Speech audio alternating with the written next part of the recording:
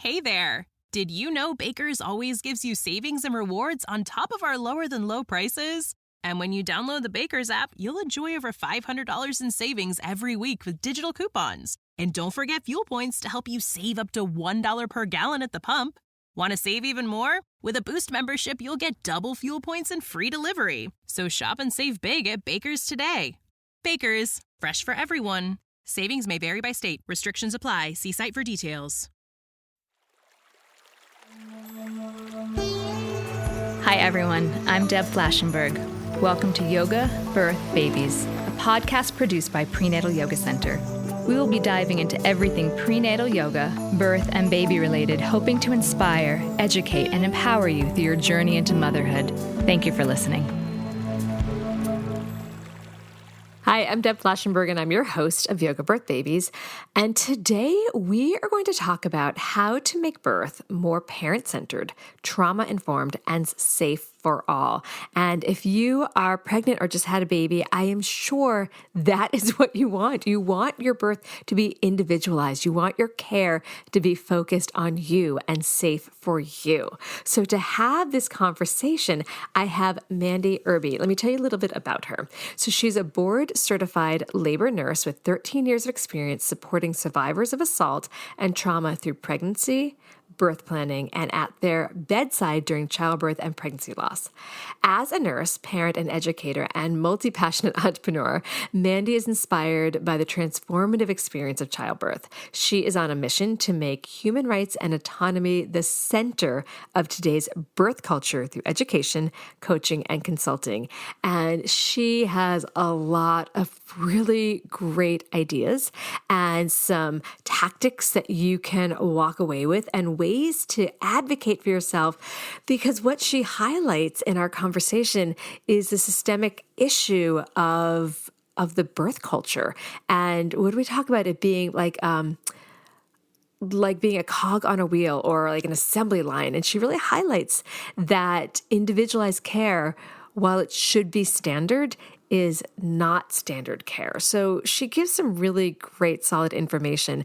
And again, if you are pregnant or just had a baby and this is something that resonates with you, I highly recommend listening to this, because it is going to give you a way to support yourself, for your team to support you, to advocate for yourself, and to make sure that the team that you've chosen really sees you and shows up for you. So I'm excited for you to hear that.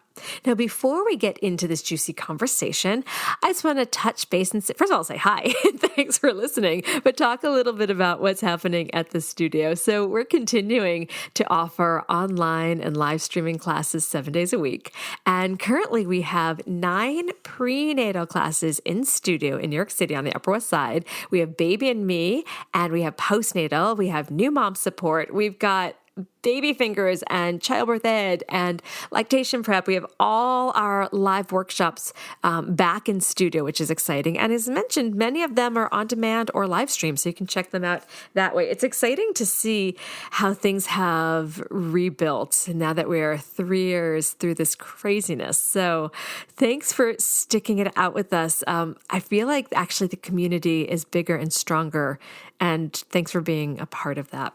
Also, if you're interested in grabbing a quick, let's say a little cheat sheet for poses, if you're a little achy and you have some pains and you can't make it to class, head to our website and grab the 5 simple solutions to the most common pregnancy aches and pains. Because I know it's not easy to get on the mat every day, but chances are your back's hurting, your neck's hurting, or something's going on. And I have some quick fixes for you, so you can grab that there. Then besides supporting the perinatal community through our classes and workshops, and of course this podcast, we also teach. It's one of my absolute passions, teaching teachers how to teach pre and postnatal yoga. So if you fall into that category of a yoga teacher or someone really passionate about teaching the perinatal community, we have 4 times a year, we have our prenatal yoga teacher training, 2 in person in New York and 2 online. And what has been amazing is the quarters of the earth that we've reached. Our last online training actually had someone, bless her heart, Kelly, you're amazing, who tuned in from Australia. I think she was like 16 and a half hours ahead. We've had someone from Dubai, South Africa, Mexico. It's amazing. Many countries through Europe. So I love that we can be online and hang out with each other in this information of how to teach and support the perinatal community through prenatal yoga is being passed around. So if it interests you, check that out also on our website. And then upcoming is our once a year online postnatal teacher training. So lots of good stuff happening. All right. And then the last thing I want to offer you, if you have a topic or a guest that I haven't spoken with yet or spoken about, reach out. We have an application that you can, if you're a guest or know someone that should be a guest, they can apply to be on the podcast.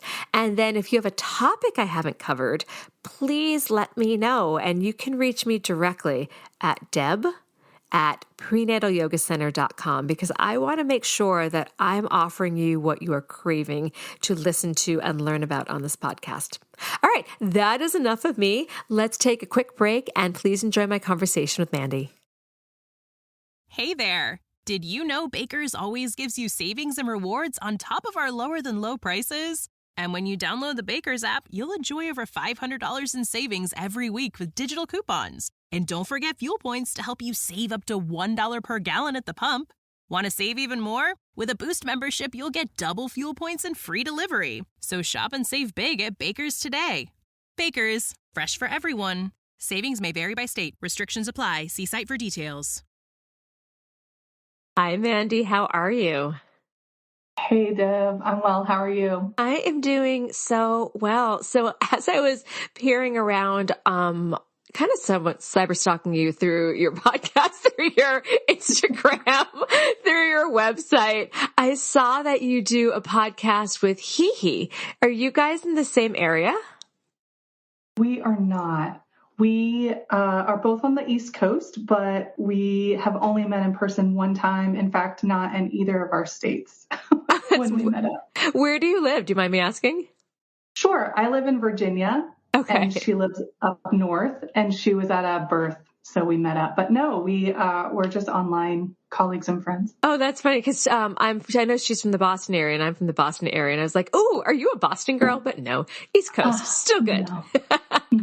That was just me cyber stalking just a little bit. All right, so let's get into the podcast. So I'm really excited to pick your brain about trauma-informed care. I feel like it is such an important topic. And I know with your background, you have a lot of experience with this, as well as from what I've seen with your material, a lot that you want to say about it. So I guess So let's jump in with, I'd love to learn a little bit about you and what led you to nursing and especially focusing on trauma-informed care.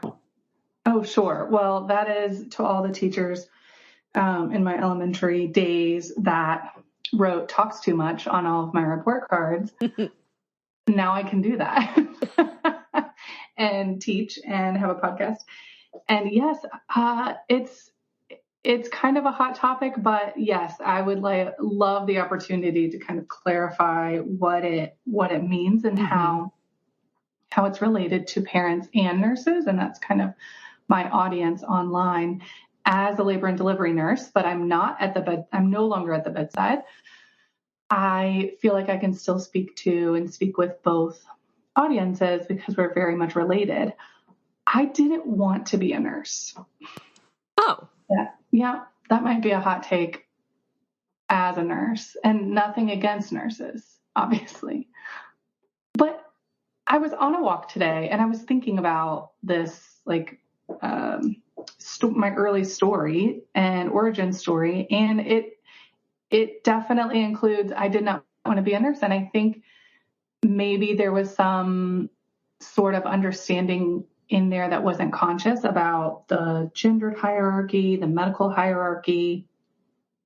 And I just felt like it was such a stereotype to be female, and I identify as female and also have been socialized as female, I was born female, to go into a air quote female role of like teacher or nurse. And I didn't want to do that. And then I found myself in school taking a turn into, I like science, but I also want to be with people and I want to be around people. And nursing was something that could be a mashup of those two. And so I went into nursing school and didn't know what kind of nurse I wanted to be. And it seemed like everyone had kind of already done that homework. And so I thought, oh, this must not be for me. Turns out I just go into nursing school, go into nursing, kind of find out it's this obstetrics that is magical for me, and dig into labor and delivery in a pretty large department where we supported a 60-bed NICU, was one of the places that I worked. So it was a pretty high risk, always busy labor and delivery department. And now I'm seeing, the very obvious gendered violence that's going on within obstetrics. I'm seeing the sexism, the misogyny, the hierarchies overlapping, the cycles of abuse. And I'm realizing that, young Mandy's intuition was spot on, but I kept moving forward in that direction. And I'm now, and have kind of always been in my own way, working to change birth culture and working to change those dynamics and working to make it safer for everyone involved. So while I had a lot of resistance, and I kind of pat young Mandy on the back for acknowledging some of that, I continued to move forward, though it has been, an uncomfortable journey. I think that it's been very powerful within childbirth spaces, labor and delivery, and now online childbirth culture spaces. So how long were you bedside? About 12 years. That's a good amount of time to really dig into that culture and be there and see what was happening, and also to be inspired to make changes. Yeah, it was plenty of time.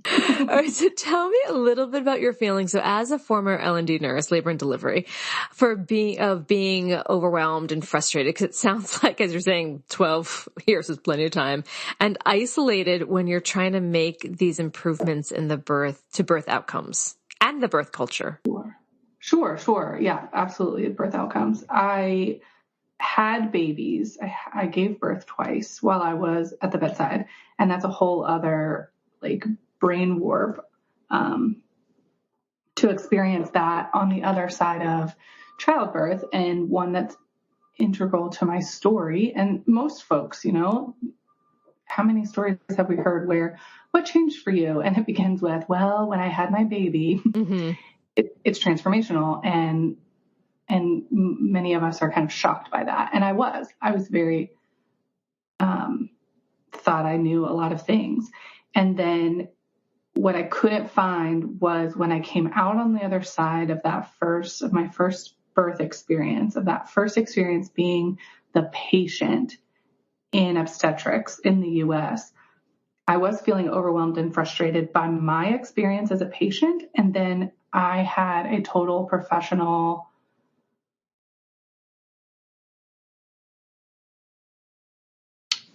it was like a professional crisis, because I was now seeing both sides of the coin, and I was very, very aware of how much pain I was in postpartum after what I realized was a traumatic birth experience, and it all looked fine.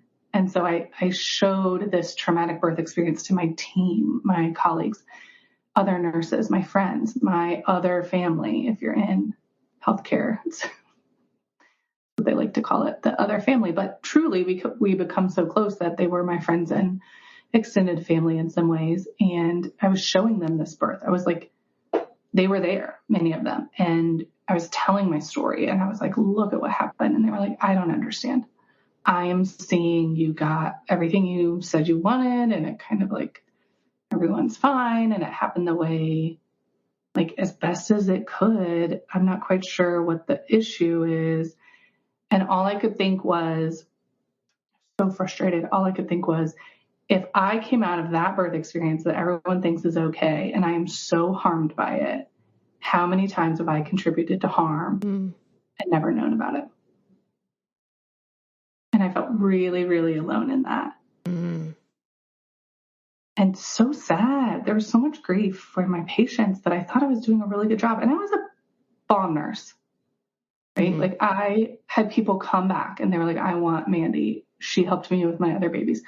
I felt like I did my best every single day. I was always tired at the end of shifts. Like I was checking off all the boxes of being a good nurse.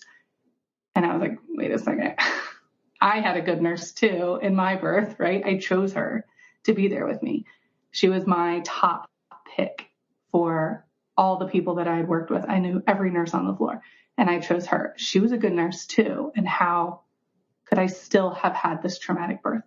So I think that my journey beyond that, I did make that decision to stay, and I didn't make that decision to commit to myself. I'm going to stay, but I'm going to do it differently, and we're going to make changes, and I'm going to figure this out. I'm going to figure out, are we all just doomed to this like flip of a coin if we're going to be traumatized by our birth?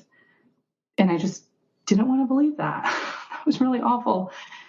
So I decided to try to figure it out. Does every birth, is it just luck? Is it who your circumstances, or can you prepare and prevent birth trauma? Can we figure out that the math, the science, how can we figure out how to prevent birth trauma? And went through a lot of childbirth education. Okay, let's give parents like an eye opener of what to expect and how they can best prepare. Learned a lot about how, okay, nurses need more information also to support at the bedside and give options for patients who are coming with, once they're aware of what they need, nurses are like, oh, I have no idea how to help you with that. We've only been trained on these certain tasks at the bedside. Turning to labor and delivery nurse education was something that I also did. And the isolation is intentional in healthcare because it keeps everyone on a facility-centered track and a bottom line centered track instead of a person-centered track and individualized care, if that makes sense. It does. And you can totally tell me that this is not something you want to talk about, but within your first experience where it sounds like it was a very traumatic experience, you tried to speak with your team, was there anything that you were able to see that you could, not you, but the situation could have been done differently? And then after having been through it and like you said, being on both sides, that when you went back to nursing, you were like, I am certainly not going to do X, Y, and Z, if that makes sense. It does. And I wish. Okay. I was like so hopeful that there was just this key I was missing to the whole I was identifying. And it turns out that it is way more beautiful, challenging than that. And my answer to that is trauma-informed care. And the answer that I realized for me, because I did end up preparing for another baby, and I don't always talk about those changes because I have a level of privilege, especially working within the hospital, and multiple levels of privilege that my story isn't super relatable to everybody, but I was able to figure it out for myself in how not to have a traumatic birth the next time. And then I also don't want to paint the picture that it is all based on the birthing person's responsibility, because it's not. Right. Yes, 100%. Right. Nuanced. Totally.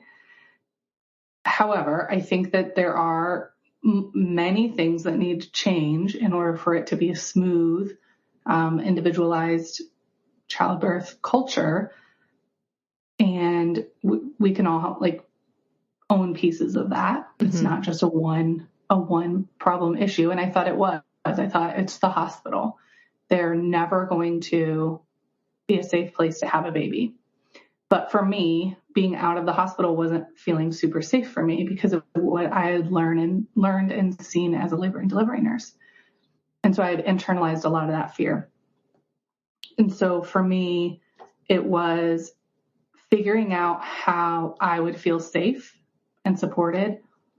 And I do still wish that my team, mostly my provider, had understood the potential relationship between my past trauma, my past history that I had shared with her in our relationship as my provider, not as my colleague, that she would have given me a little information on how that might be related and come up in my birth experience so that I could have had some warning.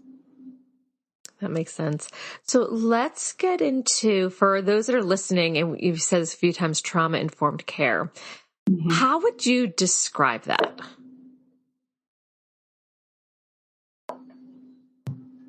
I would describe trauma-informed care as approaching individualized care and approaching individuals with the understanding that they bring a unique history to them with every new experience that they encounter. Simple as that. Okay. And it's something we kind of think we already do, right? Like, every individual is unique. Yes. But so as an example, if my team had approached me with an individualized type of care, they would have centered my need to feel safe and like helping me discover all the ways in which that might change during my healthcare experience, in particular during my birth experience with them during this big transformational time. So that's I love that, because hopefully everyone is being seen as an individual, but what are we seeing as standard care currently in most hospitals, and how would parent-centered, trauma-informed, like, what are some of the big differences that we are hoping to see a shift in? So what are you typically seeing as standard of care? I guess we should start with that. Well, standard of care is facility-centered, and facilities are prioritizing the bottom line. Profits, staying afloat, staying open, and profiting from healthcare. That's every healthcare facility has to make profits, has to stay afloat. And the kind of like baseline care, or the default care, is how to be most profitable in taking care of humans.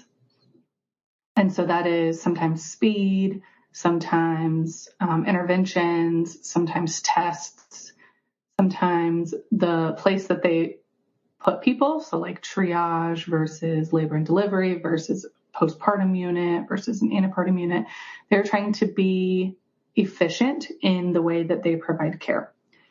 And trauma-informed care focuses on creating a safe environment for each individual and focusing on that individual's need to feel seen, heard, and respected.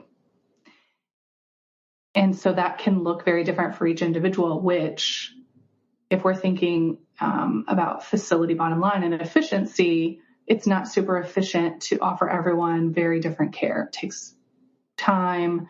There's protocols that allow for care to be more efficient. And individualized care sometimes pushes against those protocols or pushes the boundaries on what the baseline care is. So baseline care would be, it's actually based on car, what are they called? Assembly lines. Yeah. Have you heard of? Yeah. Right. So Toyota taught the healthcare industry, I believe it was Toyota taught the healthcare industry about, what's it called? Like an assembly line, like an assembly belt. It's assembly line, and it has a name. It's like, it's something like as needed, whatever. It doesn't matter. It feels like an assembly line. It is literally an assembly line. So they have taken every step of their care journey and made it more efficient. So how can we spend less money on nurses? Let's shape our unit so that there's central monitoring. How can we save money on physicians? Like, what is the most cost bleeding aspect of care? How can we limit that and add in or maximize the ways that they make profit? And so if you're getting standard care, it can't be person-centered because it's not efficient and it's not profitable. This is terrifying, listening to. And I've seen, I was never an L&D nurse. Let's put that out there, but I was a doula for over 10 years. And I could see it. Like, we get in, we check in, we hand the insurance card, we wait, we go to triage. There's protocols there. We go into L&D, there's protocols there. And it did feel like I could see as like boxes were checked. I remember actually having a client very much about to start to push. We were stuck outside in the waiting room until she was in transition. And so then she gets into her room and they're trying to get an IV in her arm and she literally wants to start pushing. And they're starting to ask her the questions that you're supposed to ask at the check-in, like, do you live in an elevator building or are there stairs? What level of education did you have? And she's like, are you kidding me? Are you kidding me that we need to do this? And I need to push, but you could see that there are protocols that need to be checked off, clearly not seeing this woman who literally is saying, I want to start pushing. And they're asking her, does she live in an elevator or walk up? So it's like, that is like the perfect highlight of not parent-centered, not individualized, but a cog on a wheel. I'm sure you saw that. And the individuals providing care did not create the system. Right. Right. So those nurses, not equally, but are also harmed by the system. And teaching parents, and I do still have parents who come to me to work through, oh my gosh, I have a history of trauma and I do not want to be traumatized by my birth. Or birth sounds super traumatic. Let's not do that. What can I do? And we kind of come up with this strategy for how to best prepare and how to best prepare your team. And we go through a few steps through that. And there is absolutely no place for nurse trauma in that discussion or in that relationship. Absolutely not. But as a nurse, I know that it is really, really awful. There's so much moral injury to imagine those nurses. Now, I don't know.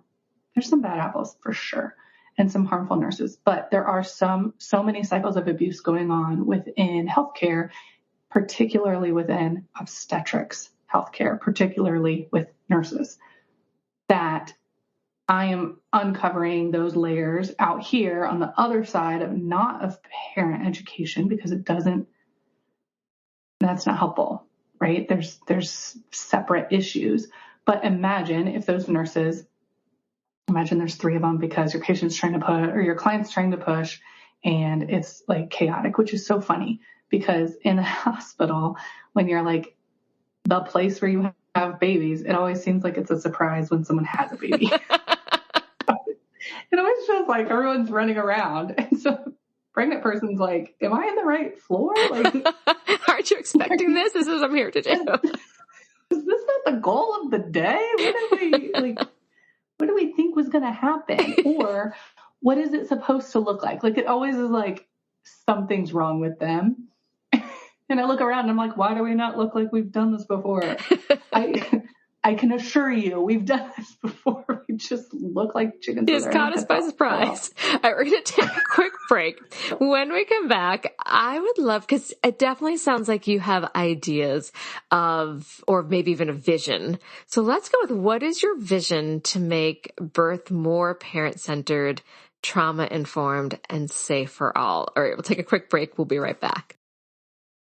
Hey there. Did you know Baker's always gives you savings and rewards on top of our lower than low prices? And when you download the Baker's app, you'll enjoy over $500 in savings every week with digital coupons. And don't forget fuel points to help you save up to $1 per gallon at the pump. Want to save even more? With a Boost membership, you'll get double fuel points and free delivery. So shop and save big at Baker's today. Baker's, fresh for everyone. Savings may vary by state. Restrictions apply. See site for details. Hey there. Did you know Baker's always gives you savings and rewards on top of our lower than low prices? And when you download the Baker's app, you'll enjoy over $500 in savings every week with digital coupons. And don't forget fuel points to help you save up to $1 per gallon at the pump. Want to save even more? With a Boost membership, you'll get double fuel points and free delivery. So shop and save big at Baker's today. Baker's, fresh for everyone. Savings may vary by state. Restrictions apply. See site for details.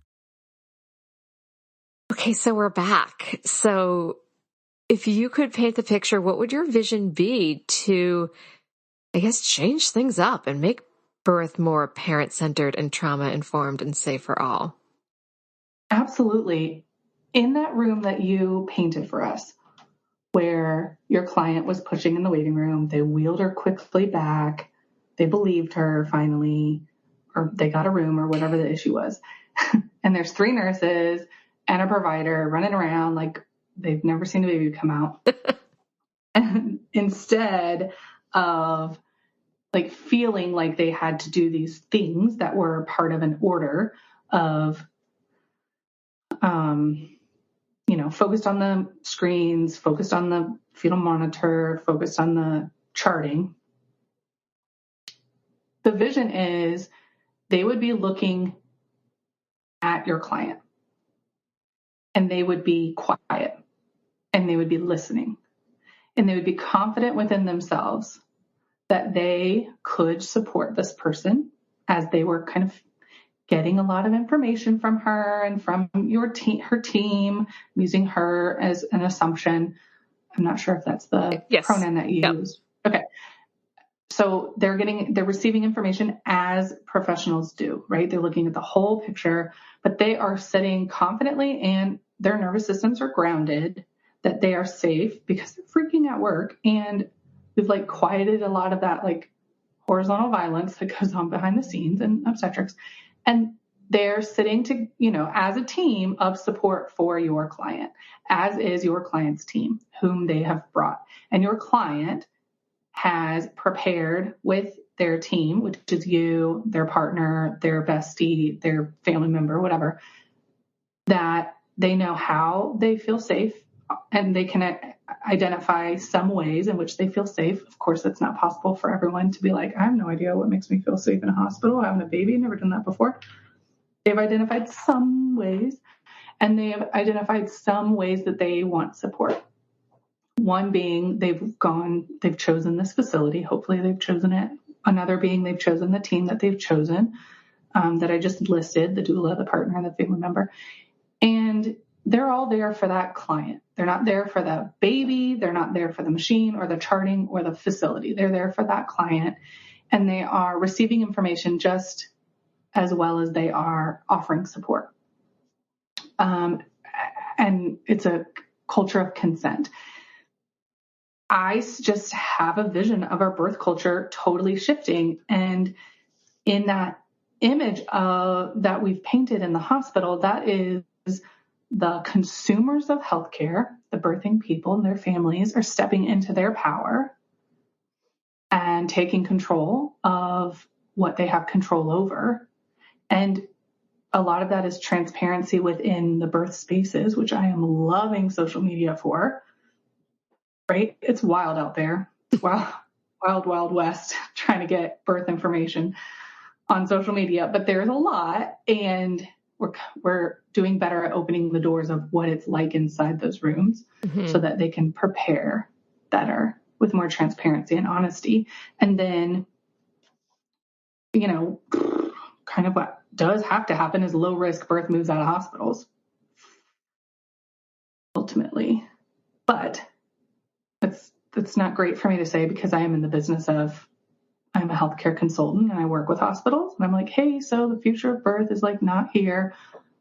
But really, like, hospitals are more profitable and are all focused on, they have staff for high risk labor and birth. And if they focused on that and low risk labor and birth a lot of that moved out of the hospital, that would also put pressure on the hospital to improve their environment and require trauma-informed care, just in a risk of losing profits capitalistic model. A couple of things you said that really, really resonated with me. So years ago, gosh, maybe 20 years ago, 19 years ago, when I opened Prenatal Yoga Center and I hadn't become a doula yet, one of my students, and you might realize how now I realize how totally illegal it was. She was doing her fellowship at one of the hospitals, because New York has teaching hospitals, tons of teaching hospitals. So she was doing her fellowship and she's like, Deb, do you want to see some births? Now I was in my 20s. None of my friends were having babies because we're all there for, performing and stuff. And I'm like, yeah, I do. So she took me to the hospital and she put me in scrubs and told everyone, I was a med student. Again, this is a little crazy. I actually helped deliver a placenta. Again, realized totally inappropriate. I watched, like, this is crazy. I scrubbed in for a C-section. I didn't last long. I saw a twin vaginal birth unicorn, and I just saw what I was traumatized after, what looked like a success for the attendant who was like, yay, you got this baby out after the vacuum popped off twice. Yay, we got the baby out. And everyone left, and I was left in the room, and the baby was left not with the parents who didn't speak English. And I was truly traumatized by that. And I left thinking I was just teaching these modifications for yoga, and I was not preparing people for what you just said, what's happening in there. And it was a turning point to see we need to share what's happening in those rooms so that people are better prepared. So that's why I became a doula. And then I started to include all of what I learned behind the scenes as a doula and a childbirth educator in our prenatal classes, because like you're saying, I don't think people are prepared for what they're seeing. So that was, I just totally had like a light bulb moment when you said that. So thank you for highlighting the need to like pull back the curtain and prepare. And then you were also saying about low risk people being out of the hospital. So part of our teacher training, we watch Business of Being Born. I know it's like 15 years old at this point, but they say, I've seen that movie probably 100 times, not kidding. They say like, get the births out of the hospital. And it's just so interesting to hear you echo that. Well, I echo it because it's what's safe for most communities, especially the most marginalized by society, marginalized intentionally communities. And that's what those communities are saying. And the history of midwifery also tells that story, and the history of obstetrics also tell that story. There is no good, credible, safe reason why birth is in hospital right now except money. And yeah, I know. And fear. I think people, I don't say it's good reason, but I think a lot, like you said, that's their marketing though. That's true. That's the problem. Is like a lot of people have fear to have their babies. Because what I'll tell students are like, where should I birth? I'm like, wherever you feel most comfortable. And what brings you confidence? Where do you feel most comfortable? Where do you feel safest? And most people are like, oh, the hospital. So yeah, I hear you on that. That's their whole shtick. I mean, they have ads on billboards and commercials about choose the safest option. And we've been told for decades, listen to your doctor, do as your doctor says. That's your doctor. Like, why would you do anything else? Dr. Google. Like, we're still told, why would you even think anything else? That's how they got birth in hospitals anyway. But to begin with, is they said, but look at all these things that could go wrong. And then they made it illegal, essentially. Let's actually then turn that a little and talk about what are some ways and tactics a pregnant person can advocate for if they're going to be in a hospital. How can they advocate for themselves and parent-centered and trauma-informed care? Because we don't, or even like not even just during the birth, but maybe even like their simple checkup with their care provider. This came up in class the other day that someone came in at 36 weeks and she's like, I just had a vaginal exam. I'm a little open. I don't want to be open right now. I'm like, why did you have a vaginal exam? She's like, because my care provider told me to. So like, and then I went on a rant. I'm like, okay, I'm going to have to pull it in. I'm going to go on a rant. And I announced it. I'm like, I'm going to go on a rant. I will keep it brief, but I will keep it to the point. So what tactics, what ways can people advocate for themselves? Sure. So yeah, birth is not out of the hospital right now. And there are ways to make it safe in the hospital, and it's going to take a while. So like, that's why I'm here with nurses. Like, they have the capacity to provide compassionate, respectful care. They have the capacity to understand that individuals will have coping responses based on their nervous system's need to be safe. And so when we work backward to one, over here, we're teaching nurses what is, nervous system coping, how does trauma show up in coping mechanisms in birth, and how can we support folks feeling seen, heard, safe, and respected. Then on the other side, it's up to consumers to learn how they can feel safe, seen, heard, and respected. And I freaking love a birth plan set up for that. And people are like, oh my God, this be like capitalism and birth plans. I can't keep up. I know that this whole episode is like my own soapbox. The birth plans are powerful in that they are birth prep.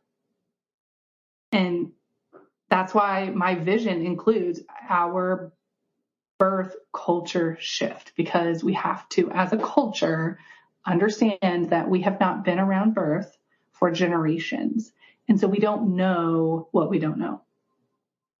And so in coming up with a birth plan for, okay, start with the 5 senses.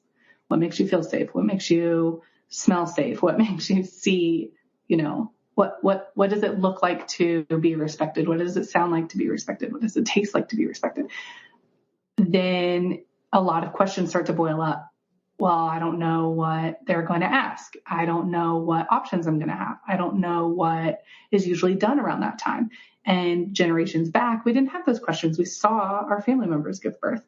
But without that, now we need to go intentionally get that information from education, from videos, from family stories, and start to grasp physiologic childbirth in the best way that we can during that kind of safety prep sessions, which I know you're all about as an educator, and sounds like you're incorporating all of that.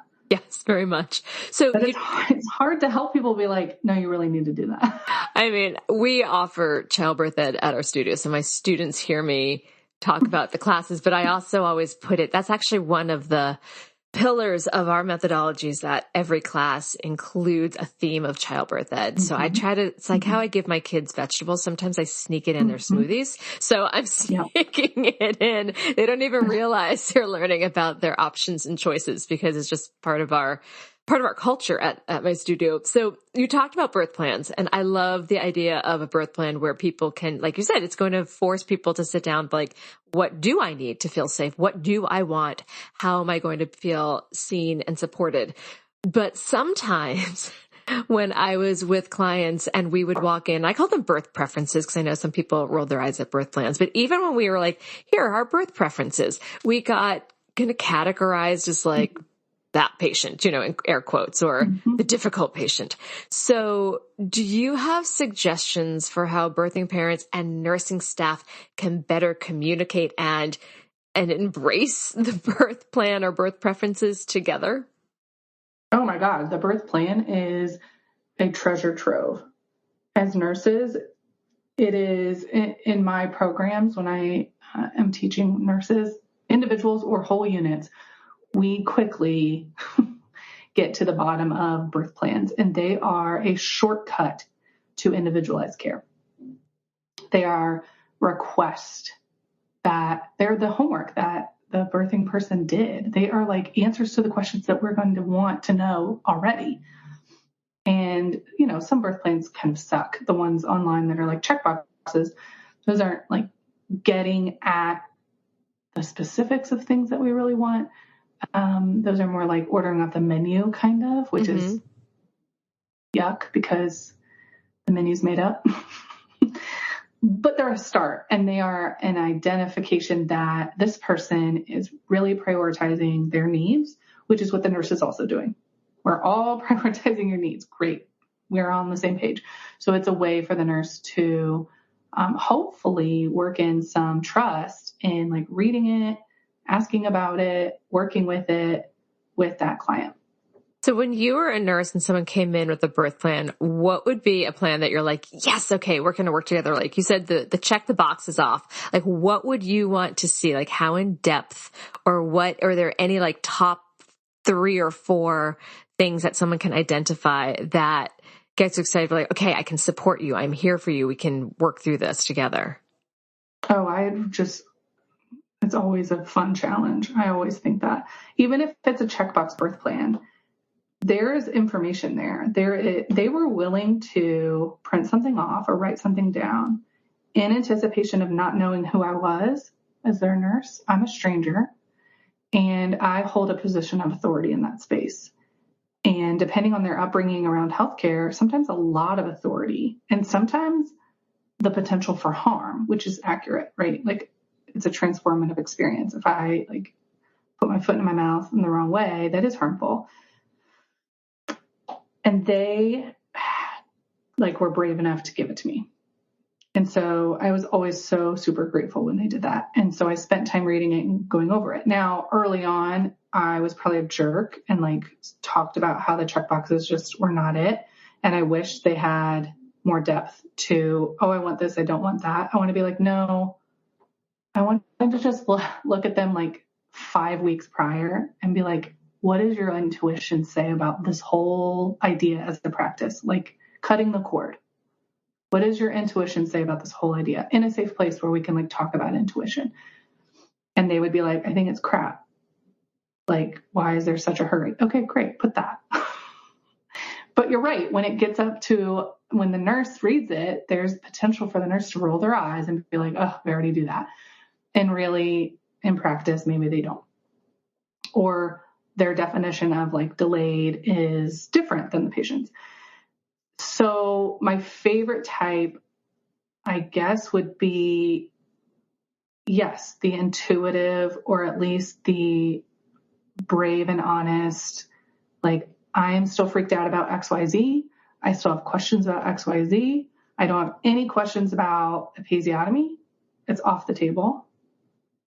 And my ultimate goal is number 1 and number 2.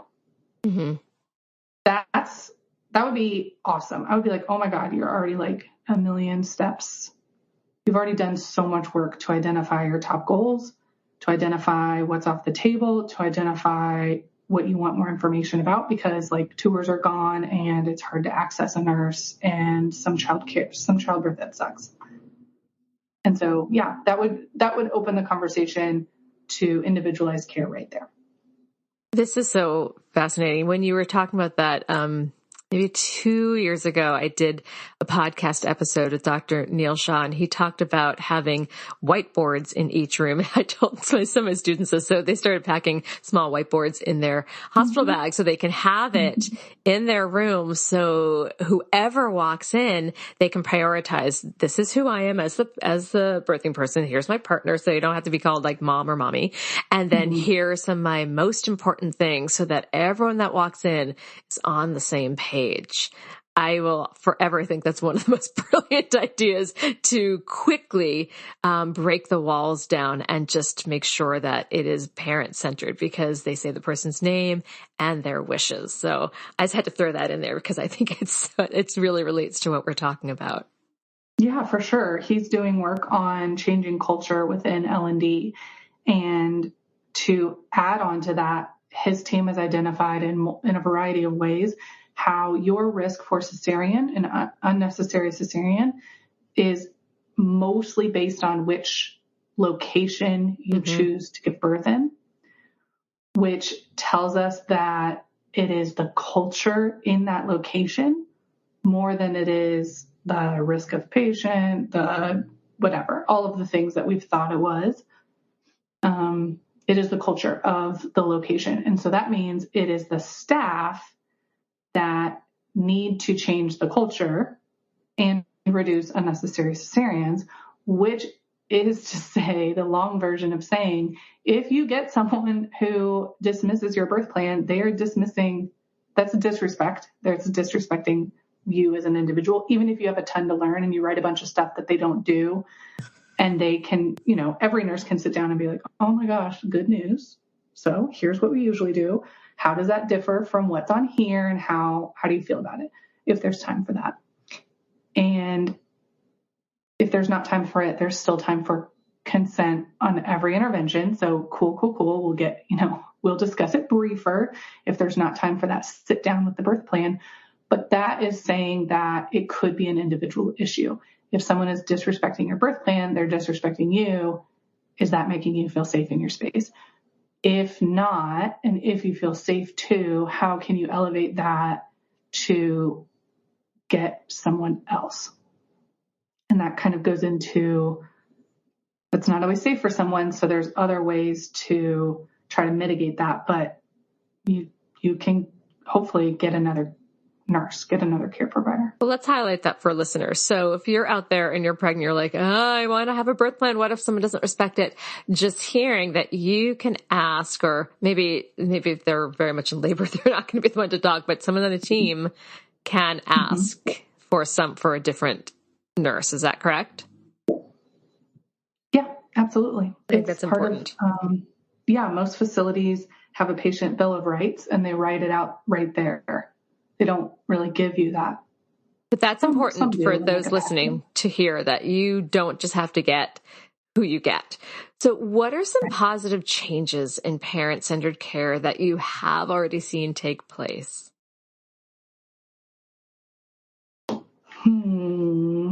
Positive changes in patient-centered care.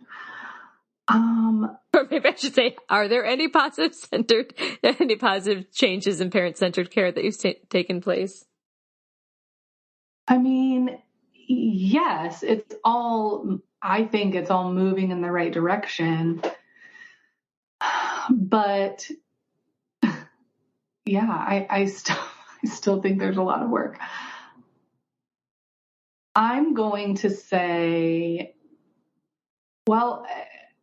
I think it all goes back to our ability to exchange information online has been a big positive movement in birth culture. And it hasn't been quick, and it hasn't been,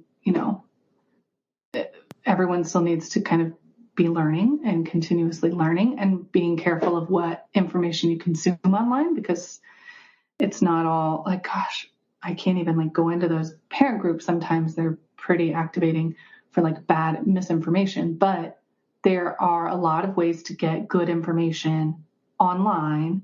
And that is whomever you are in the perinatal space. That's relevant. Nurses talking to nurses about bad hospital culture and horizontal violence. It's not just where you are. It's not just in your town. It's not just your team. It's systemic. Mm-hmm.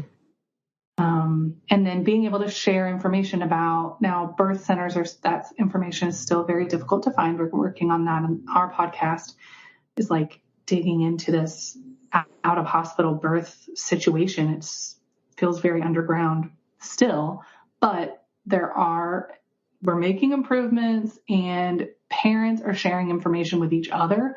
What feels underground is that it's usually specific to each location. Mm-hmm. So if you really want to dig into what's going on where you are, you've got to dig into those Facebook groups and online forums within your town, your city, to get that good information. But parents are sharing that information with each other, and I think that's really powerful. I agree. Okay, we're going to take another break. When we come back, what is one final tip or piece of advice you would like to offer new and expectant parents? Okay, we'll be right back. Hey there. Did you know Baker's always gives you savings and rewards on top of our lower than low prices? And when you download the Baker's app, you'll enjoy over $500 in savings every week with digital coupons. And don't forget fuel points to help you save up to $1 per gallon at the pump. Want to save even more? With a Boost membership, you'll get double fuel points and free delivery. So shop and save big at Baker's today. Baker's, fresh for everyone. Savings may vary by state. Restrictions apply. See site for details. So you can put on any hat. You can put on your childbirth educator hat, your nurse hat, your parent hat. Which direction do you want to take that question? One final tip or piece of advice you'd like to offer new and expectant parents? My final tip is truly, truly put in the work. Yep. I love it.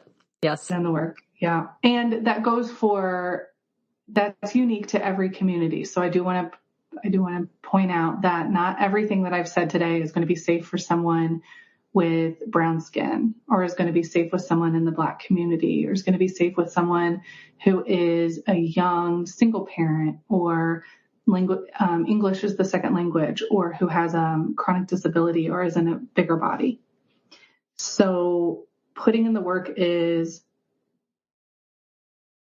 just doesn't get the credit that it deserves. And I think when we think about buying a car, taking a trip on an airplane, or choosing which school to go to, making big decisions for our children, we put in a lot of work into finding options and learning all around, like going down that Pinterest hole, if you've done that late at night on your phone, all the options and getting advice from other people. That needs to happen in the birth space, and relying on your community for help, and then getting creative, because birth is a human transformation, and the care can be really, really creative, and that can offer a really safe environment for that transformation to feel safe. That is excellent. Where can people find your work? Yes, I would love that. My site is mandyirby.com. Oh, I realize that Irby you have to spell out. Or birthboldly.com is easy. There's a 125 labor position freebie on there that parents really, really love. They can feel ready that they can keep moving and not run out of positions for even just early labor. And then I'm the birth nurse on Instagram and most social platforms. And of course, we'll have that all on the show notes. Mandy, I have really enjoyed speaking with you. I've enjoyed what you put out on your social media. Your smile on your reels is just infectious. Like every time I pop over there, you just kind of light up the screen. So I just appreciate the work that you're doing. So thank you. That is very nice to hear. Thank you so much for that compliment. And right back at you. I love the work you're doing. This podcast is bomb. Thank you. This has been an episode of Yoga Birth Babies, produced by Prenatal Yoga Center. You can catch us on Facebook, Twitter, Instagram, and Periscope. I'm Deb Flashenberg. Thanks for listening. Hey there! Did you know Baker's always gives you savings and rewards on top of our lower than low prices? And when you download the Baker's app, you'll enjoy over $500 in savings every week with digital coupons. And don't forget fuel points to help you save up to $1 per gallon at the pump.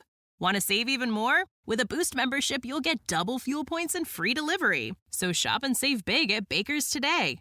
Baker's, fresh for everyone. Savings may vary by state. Restrictions apply. See site for details.